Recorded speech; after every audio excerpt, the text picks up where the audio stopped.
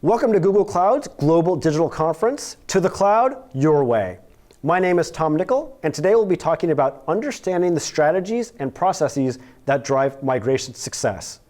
At any time during our live session, you can ask questions on our platform, and Googlers are standing by to answer them. Let's get started. I like to open things with a story. So many moons ago, I had never been indoor rock climbing, and I had some friends that said, Tom, you really need to try it. It's super fun. We know you don't like exercise, but trust us, we think you'll enjoy it. So I said, okay, fine. So I went one day after work. I went by myself, so it was just me. I had to find kind of a random belay partner. And I got all ready, belay certified, tied the knots, all that jazz. And I get to the point where I'm ready to climb, and I look up at this wall. And there's all these colors and rungs and bits of tape with like cryptic letters and numbers on it. And I didn't really know what to do. So I just kind of dove in. I just started climbing. And sure enough, within about 12 or 13 seconds, I lost my grip and kind of like fell. And unfortunately for me, my belay partner was not paying a whole lot of attention. So I kind of like slammed into the wall a little bit. Long story short, it was not a positive experience. So I decided not to do indoor rock climbing anymore. Cut to about 3 months later, and my team at work announces we're doing an offsite. And what do you think we're doing at that offsite? Indoor rock climbing, my favorite. So I'm like, okay, fine, it's a team event, I'll go, whatever. But this time, I'm with a team, and my belay partner is not only a friend and a colleague, but she's been doing indoor rock climbing for a long time. And so this time when I'm staring up at this wall, she gives me a bunch of pointers. She explains what the letters and the symbols mean. She explains that I should use my legs, not my arms. She explains that it's more about balance and finesse than it is about trying to rocket up that wall. And this time, on my first climb, on an admittedly easy one, I got to the top, and it was pretty awesome. And after that, I actually went indoor rock climbing quite a bit. So why am I telling you this story? What does this have to do with migration? If you haven't figured it out already, I feel like this is a perfect metaphor for migration. When you begin a digital transformation journey, you're looking at this wall, and all you really know is that you want to get to the top. And what you need is a good belay partner. You need a good cloud partner to guide you up that wall. And if you don't have a good partner, you're probably going to just smack yourself into the wall and maybe give up. And that's a shame, because you can absolutely get up that wall. So today, let's talk a little bit about how we at Google Cloud will help you get up that wall. First, let's do a quick primer on migration strategies, of which there are many.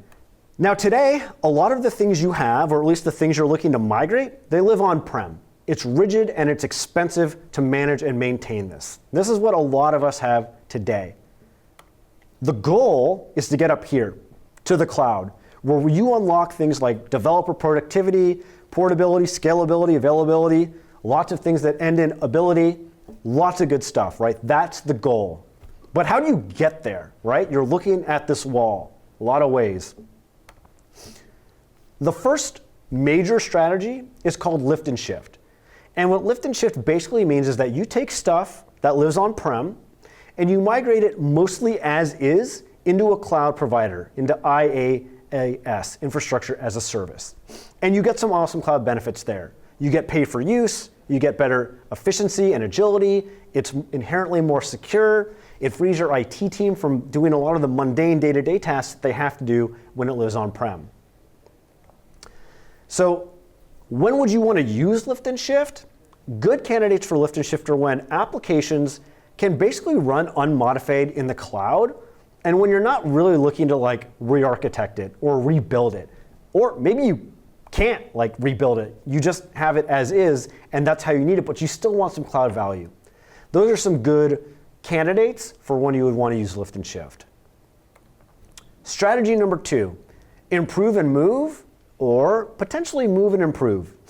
And what this basically means is that you want to go one step farther than lift and shift. Where lift and shift you move things mostly as is, here you are looking to do a little bit of refactoring, a little bit of re-architecting.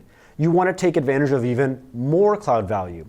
So one way to do it is to lift and shift it, and then improve it after the fact, right? And then you add on additional cloud benefits like portability, scalability. The other way you can do it is improve it on-prem and then move it into the cloud. So in this case, maybe you take a VM and you turn it into a container on-prem, and then you migrate that container into the cloud. And so when you might want to use an improve and move or move and improve strategy is the current infrastructure just isn't supported in the cloud. You can't lift and shift it. Or you really are, your end game is more modernization than it is just migration, or you're looking to go at a slightly faster pace. And you're seeking those upgraded capabilities that you get with greater cloud tie-in and services. Now the third general bucket is rebuild. And rebuild is hard. It's going to take a lot of time. It's going to take a lot of money. It's definitely the least easy of these three kind of like migration strategy buckets. But sometimes you need to do it. If your current application is just not meeting its goals, you don't want to move it or improve it. You want to rewrite it with cloud microservices. And again, even though this is harder and costlier, sometimes the benefits far outweigh that upfront investment. And sometimes you've got stuff that just isn't worth maintaining in the cloud. So whether it's technically or financially, you really do just need to migrate it, rebuild it in the cloud. So what you basically have is like this migration journey mishmash, right? And the irony about all of this is that most customers, if not all customers, will never pick just one migration strategy. You don't have one workload you're looking to migrate. You would do that in a weekend. You've got hundreds or thousands of workloads and things you have to migrate. So rest assured, your migration journey will probably be mix and match. You'll have a little bit of lift and shift, a little bit of move and improve or improve and move, and a little bit of rebuild. And what that mix and match looks like for any given customer will always be different. So now that we know the rough pathways you can kind of take, let's dive into what it looks like when you actually start migrating. Because even though the migration strategy you pick is probably going to be different for different workloads, lift and shift, move and improve, whatever, the approach is actually going to remain quite similar in terms of how you go from point A on-prem to point B, the cloud, and beyond. And so the general framework that most organizations use, and which we use here at Google, is number one, assess your landscape. Understand what you have on-prem, and then properly assess what can migrate, how, when, dependencies, all of that stuff. And by the way, we're going to dive a little bit more into all of these categories as we move forward, so don't worry. Number two, plan. So take that assessment and build on that. Put together an actual migration plan. What can you move? How should you move it? What order? All that stuff. So assess and plan very much go hand in hand in the upfront framework that you build for your migration journey. Step number three is migrating. Now, if you did your assess and your plan job properly, then the migrate part will actually be pretty smooth. It'll be pretty easy. All you've got to do is take this well thought out plan and execute on it. Will you hit little speed bumps? Yes. But with the right assessment and planning, it should be pretty easy to work through those little road bumps. And then number four, when you're in the cloud, you want to optimize, right? Most people don't just migrate to the cloud and then call it a day, right? There's more stuff you want to do. It could be as simple as right-sizing after the fact. It could be as simple as fine-tuning your costs through cost management, billing management. Or it could be straight up modernizing, taking some of the stuff that you've migrated and turning it into containers or other microservices, all of that stuff. But the name of the game is take something that's good and make it even better. So let's dive into all of these phases in a little bit more detail. At the assessment level, one of the most important things you'll do is identify what apps or workloads are best poised to move first. You will probably not be able to migrate everything you want in one weekend or 1 month or whatever. It's going to take time. And so part of that is figuring out, what do I move first? And so I'm not going to read all these bullets to you, but they highlight some of the things that you should be considering when you try to identify which workloads you move first. And believe it or not, this is actually critical. Because if your first migration goes well, it gives you cloud credibility, it gives you a small victory to talk about, and it builds cloud competency, trust, and champions that you can use for ever more migrations. On the other hand, if your first migration goes poorly, it's actually sometimes hard to recover from that, because now you've alienated the first team you tried to migrate with. You've got to go back and do more planning and assessment and then try the migration again. Nothing is worse in a bigger migration journey than failing at the very beginning. So take all of these things into consideration and make sure you pick a really smart first mover for your organization. And once you've done that, this is an example of how your organization might work. There's plenty of ways to do app sorting, but you might look at it from what's easy to migrate, what's hard, and what's the most complex. And generally speaking, you'll see patterns emerge. And one of those patterns is the easy stuff is both disconnected and non-critical. Think of dev test environments, experiments, backups and archives, marketing websites. These things are usually a little bit easier to move than other things. The midway point, things that are kind of connected, but still not critical. They're not mission critical. Back office stuff, data analysis, batch processing, these are kind of like the middle ground of workloads. And then you have the workloads that are both connected, there's a lot of dependencies, and they are mission critical. ERP, databases, your e-commerce application, things like that. These are going to be the things you typically migrate last, right? So you start with the green, then the yellow, and then the red. And sometimes the red stuff, you just leave as is, right? There's no guarantee that you can or should migrate literally everything you have. It's really all about crafting the right journey for your organization. Now, to accomplish this with Google Cloud, we have a number of discovery and assessment partners that we work with that do awesome assessments for you. A lot of it's very much automated. You install a few things, you configure a few things, you let it run, and then you get a detailed report of exactly what you've got on-prem, how it's connected, and how it ties back to a cloud architecture. That gives you the ability to see exactly what you'd need and roughly what it would cost, especially compared to what you're spending on-prem today. So the next part, we talked about assessment. The second phase is planning. Let's talk a little bit more about planning. What you really need to plan is your cloud foundation. And what we mean by that is if you're going to operate in the cloud, you need to configure your cloud. And this can involve many things, but 4 pillars that are important are identity, network, security, and billing. On the identity side, you're defining who can use that cloud, what the structures are, what the hierarchy is, you're creating projects and things like that. Number 2, network. Obviously, you need networks, subnets, VPCs, load balancers, firewall rules. All of that stuff is very different organization to organization, but it's still something you need to set up, right? It's a crucial part of your cloud foundation. Security, obviously top of mind for pretty much every business on planet Earth, right? You need to make sure you establish good, smart, secure policies, and that also ties into your networking and your identity. And then billing. How are you going to pay for all this stuff? You need a billing account, you need to monitor usage, all of this stuff. These are the 4 pillars of the cloud foundation that you need to create before you start migrating. And this will take place in your planning phase.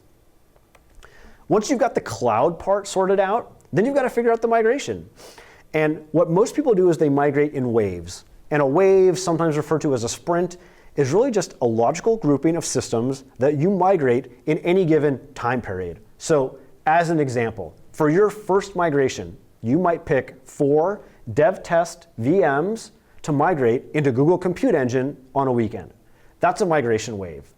And then once you continue to refine your process and you get more and more comfortable with your migrations and you figure out some of the kinks and you make it really smooth, you start moving more and more and more. So you started small and logically, and then before you know it, you're doing 20 in a weekend, and then 40, and then 60.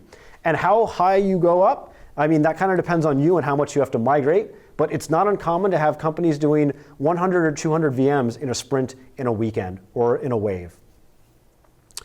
And what the goal here is to build an agile migration factory, right? You want this to be a cycle that you can rinse and repeat. You don't want to have to do a different migration plan and execution for every wave. What you want to do is build your cloud framework and then your migration framework so that you can start with these small waves, get comfortable with it, learn and understand what needs improvement, and then iterate, right? So your migration factory hopefully makes your sprints better and better and better, faster and faster and faster, more and more successful. And so this is what really helps accelerate cloud migration projects towards the end. As you get comfortable with the cloud and the process, this only gets better and better. And that also helps facilitate the migration of bigger, more dependent, more critical, more complicated apps. But that's also why you start with the easy stuff. Always start with the low-hanging fruit. Believe me, you will thank me later. Okay. Now, another really important part of planning that sometimes actually goes kind of overlooked is the culture. You're going to be working with people, with humans, right? They have jobs, they have fear, they have uncertainty, they get into a day-to-day routine and they like that day-to-day routine. Humans, by nature, aren't big fans of change, and cloud migration is a pretty big change. So it's important to make sure that you're upfront with the people you're going to be working with. It's important to get stakeholder buy-in early on and from as many people as is reasonable. Networking, security, databases, app owners, line of business, finance, legal, the whole shebang, because this is an important and big undertaking. And the more on board you can get the culture, the more on board you can show people that there's a lot of value and benefit to taking this migration journey, and the results will far outweigh the pain of change during the process, the better off your migration will go. So identify your champions early on, work with them, and then showcase the successes to the people that are a little bit more reluctant to want to go with you on your migration journey. But I promise that if you invest in helping shape the culture early on, to see the value of the digital transformation, it'll pay off big time as you progress through. So the next part we want to talk about is the actual migration. How are we actually going to accomplish this? And as you may have guessed, we have a number of products and tools that we use to help empower your migrations.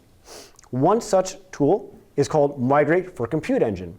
Now, one of the most common use cases we see is the desire to move VMs, basically as is, from on-prem or other clouds into Google Compute Engine, right? It's a great first step. Gets you comfortable with the cloud, lets you build the cloud framework, lets you kick the tires a little bit before you dive into things that are a little bit more challenging. So Migrate for Compute Engine is your way to do that. And I don't have time to do a deep dive on this or any of the other products I'll mention, but two cool things about Migrate for Compute Engine. One, it uses an extremely unique technology that will start your application or your workload in Google Cloud in like a couple minutes, no matter how big the data set is, right?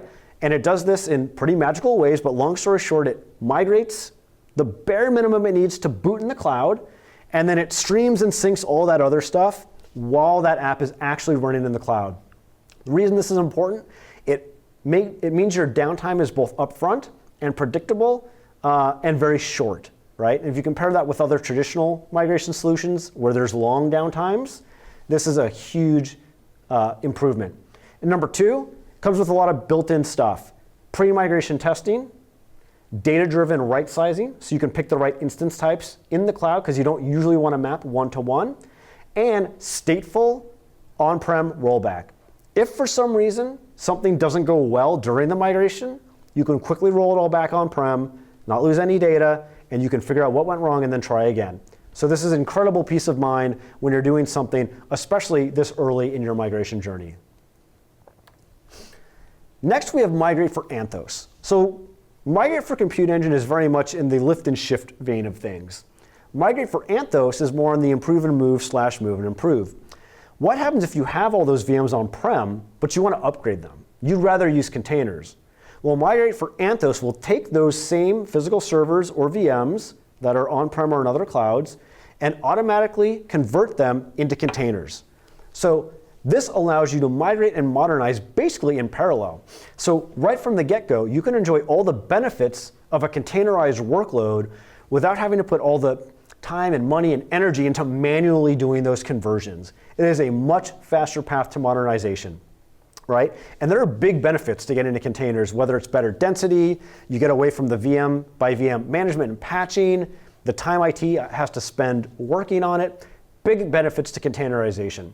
A lot of reasons to do lift and shift, a lot of reasons to do improve and move or move and improve, and we've got a solution for both. And honestly, what you do with your VMs will rarely be an either or discussion. It'll be both. Next, we have transfer appliance. And we actually have a couple transfer services. Not all are hardware based, but for your really big sets of data that you don't want to transfer over the network, you can use transfer appliance. So this is a rackable, high capacity storage server where we would basically ship it to you. You'd plug it into your data center, you load up all the data that you want, and then you ship it back to us. Then we plug it into one of our Google Cloud data centers, and we upload the data, and it's there for you. So if you have terabytes or petabytes upon petabytes worth of data, this is actually a much faster route to getting it just in the cloud than doing it over even the fastest WAN connections. Now, databases are another big thing you might want to be migrating, and we actually just acquired a new company called Illuma. That was announced a couple months ago, I believe, and they are a data and database migration company. We're still sorting out exactly how we're going to integrate them into the greater Google Cloud migration portfolio, but rest assured they're going to deliver some pretty awesome ways for you to take data, data pools, data warehouses, databases, and get them from on-prem or other clouds and into Google Cloud, both in a lift and shift type way, but also in a modernized type of way. So some databases you may want to maintain as is, others you might want to convert into one of our awesome database as a service models. So long story short, these are just 4 of the very cool migration products that we have that are truly state-of-the-art and enterprise-ready, enterprise-grade, that will help facilitate the execution of your migration. Now, that last step we talked about was optimization, right? How do you optimize after you've got to the cloud? There's a number of things you can do there, but here are a few suggestions. First, you want to continue to train your team on the cloud, right? The better your team is at using the cloud, the more value you'll get out of it. Second, you want to monitor as much as you possibly can and then make improvements. The better you can see what's going right and what's going not so right, the quicker you can actually solve it and really optimize your cloud value. Number 3, automation.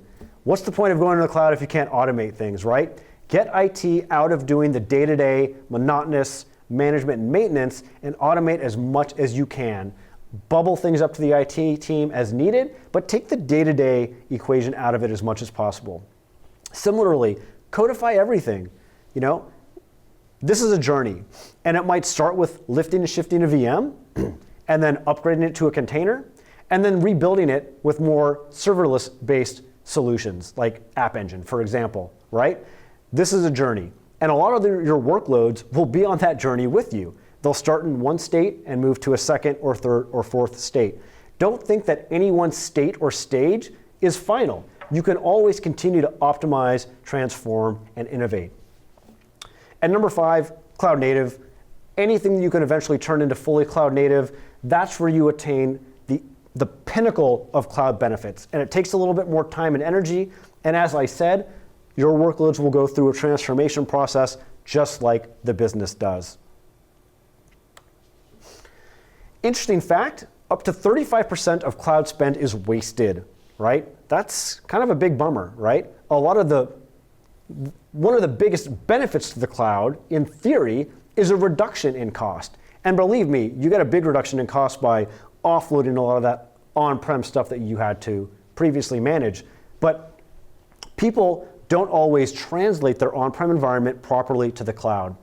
And so how do you avoid overspending in the cloud? Because you don't have to. You absolutely do not have to with the right planning and monitoring. So number 1, right size before you migrate to the cloud. Just because you had 64 gigs of RAM on a VM on-prem doesn't mean you need anywhere near that much RAM in the cloud. So use data-driven analytics to understand what you actually need to provision in the cloud, and that'll help keep your costs way down. And a big part of that is using Google Compute Engine custom machine types. You can build whatever combination of vCPUs and RAM that you want in the cloud. We don't tie you into instance types that you can't maximize. So right size and pick whatever size you need. In addition to that, make sure you're taking advantage of all of the automatic sustained use discounts that we offer. This is a pretty cool deal, I think, that just by using Google Cloud, we actually give you discount for sustained usage. You don't have to do anything special other than using the cloud, which you need to use anyway. And then lastly, post-migration right sizing.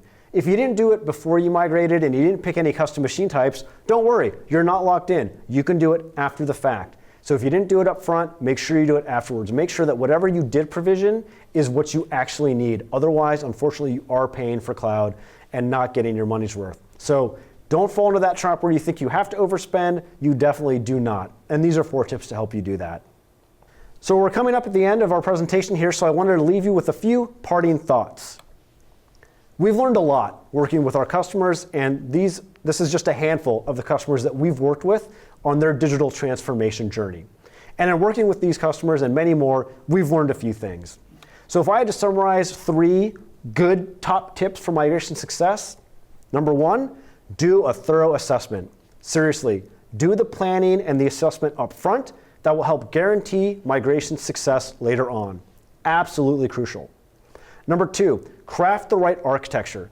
Take the time to properly map what you have on-prem to the cloud. And don't be afraid to deprecate things on-prem if you don't need them anymore. Just get rid of them. We see that a lot with customers where they realize they just don't need stuff they've been lugging around for years. And number 3, build a deep team. Migration is going to be cross-functional like you would not believe. So build the relationships early and honestly up front, and then build momentum and trust through small incremental wins early on.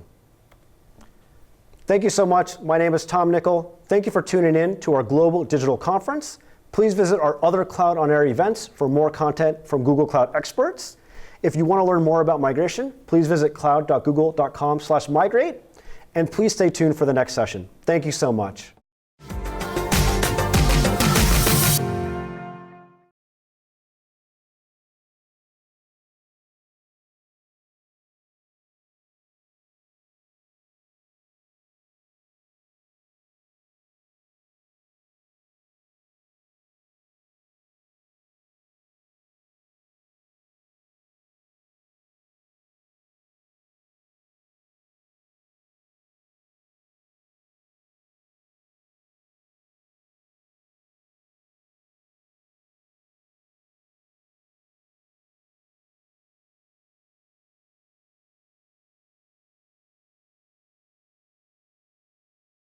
Welcome back. That was an excellent session from Tom, diving into why customers are looking to migrate and what the value is. I think it's pretty clear that many companies are interested in migrating, but they're concerned about how actually to pull it off and what the path to success is. One of the most common questions we've seen is, where do I start? The great part about bringing the cloud into your infrastructure is that it doesn't have to be everything all at once. Choose some smaller systems like disaster recovery or your dev environment to migrate and get more comfortable with the cloud. Yes, and we can welcome also to our developers who just ended the other session. In this session, he really gave a practical approach to migration and how to achieve a balanced choice between lift and shift, rebuilding, and moving and improving your workloads to the cloud. Assess your application environment and then go for the lowest hanging fruit. And that usually means moving to the cloud without having to rewrite everything. Next up, we've got an awesome session from Tariq about how he talks about Google's Cloud Anthos and how it's helping customers with modernization. And on track 2, next up is hybrid application modernization using GKE on-prem to manage Kubernetes in your data center by Weston Hutchins and Mahesh Narayan. You're about to learn how Google Cloud is helping customers with their application modernization with an open approach to Kubernetes in your very own data center. Stay tuned for the great content.